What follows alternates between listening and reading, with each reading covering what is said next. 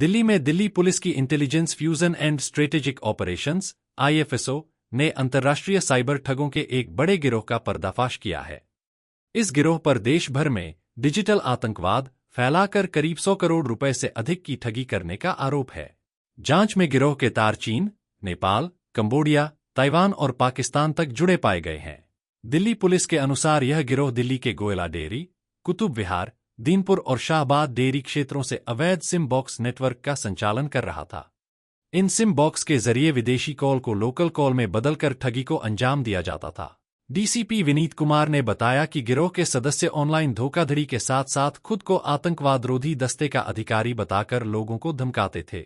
पीड़ितों पर पहलगाम और दिल्ली धमाके समेत अन्य आतंकी घटनाओं से जुड़े होने का झूठा आरोप लगाया जाता था। इसके बाद गिरफ्तारी की चेतावनी देकर उन्हें तथाकथित डिजिटल अरेस्ट में डालने और धनराशि ट्रांसफर कराने के लिए मजबूर किया जाता था। छापेमारी के दौरान पुलिस ने शशि प्रसाद नामक आरोपी को गिरफ्तार किया, जिसने सिम बॉक्स डिवाइस रखने के लिए एक कमरा किराए पर लिया था।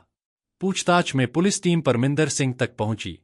दोनों आरोपी पेशे से ड्राइवर थे, लेकिन उनकी मासिक आय 1 लाख रुपए से अधिक पाई गई, जिससे संदेह गहराया।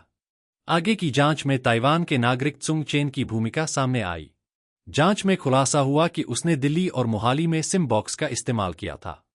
पुलिस ने तमिलनाडु के कोयम्बटूर से भी एक आरोपी को गिरफ्तार किया, जहां से एक और सिम बॉक्स बरामद किया गया। दिल्ली पुलिस का कहना है कि गिरोह के अन्य सदस्यों और अंतर्राष्ट्रीय नेटवर्क को लेकर जांच जारी है। इस संबंध में DCP IFSO विनीत कुमार ने जानकारी दी। डिजिटल साइबर फ्रॉड के पीछे जो सिम बॉक्स का इंफ्रास्ट्रक्चर होता है, क्राइम को करने के लिए, कॉलिंग के लिए इंटरनेशनल सिंडिकेट को बस्ट किया है। इप्सो यूनिट के काफी 2-3 महीने के एफर्ट के बाद ये हुआ है। जो इस सिंडिकेट के तार हैं वो China, Taiwan, Pakistan, Cambodia, Nepal, इन सब कंट्रीज से इसके तार जुड़े हुए हैं। और साथ में हमारे साथ इस सिंडिकेट में इंडियन हैंडलर्स भी हैं, जिनको कि हमने पकड़ा है। तो इन ऑल हमने 22 सिम बॉक्सेस रिकवर किए हैं अलग अलग प्लेसेस से इंडिया में। 7 लोगों को अरेस्ट किया है, इंक्लूडिंग 1 ताइवानीज नेशनल है ये, जिसको कि अरेस्ट किया गया। इंडिया में वो आया था।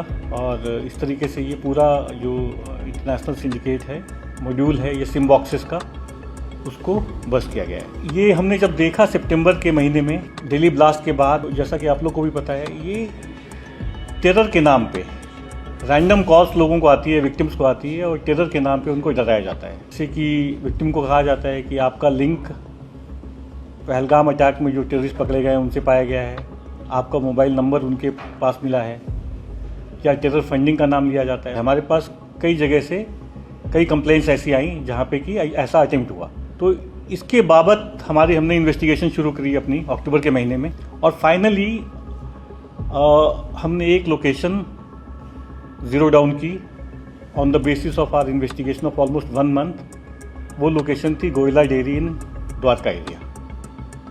वहाँ पे हमको एक आइडिया लगा इन्वेस्टिगेशन टेक्निकल एनालिसिस के बाद कि यहाँ पे पॉसिबली 4 सिम बॉक्सेस हो सकते हैं। प्रॉब्लम क्या होती है कि ये डेलिबरेटली जो ये ऑपरेट करते हैं सिम बॉक्सेस, इसको ये 2G नेटवर्क पे रखते हैं। इसमें जब हमने चेक किया तो ये क्वेकटेल मेक के सिम बॉक्सेस हैं ज़्यादातर। क्वेकटेल एक चाइनीज ब्रांड है, और जिसमें कि ओवरराइट किया गया है IMEIs को, रोटेट किया गया है IMEIs को, मर्ज किया गया है। टोटल जो रिकवरी है 22 SIM boxes, 8 mobile phones, 3 laptops, 7 CCTV camera system, 5 router, 3 passport, employment cards, 10 Indian SIM, 120 foreign SIM. ये चाइना मोबाइल मेक के हैं फॉरेन सिम जो मिले।